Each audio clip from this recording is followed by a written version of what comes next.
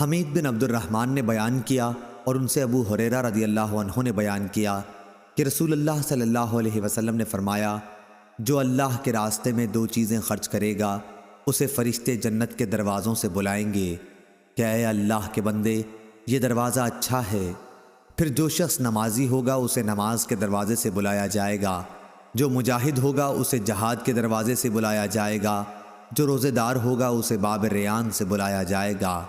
اور جو زکوٰۃ ادا کرنے والا ہوگا اسے زکوٰۃ کے دروازے سے بلایا جائے گا۔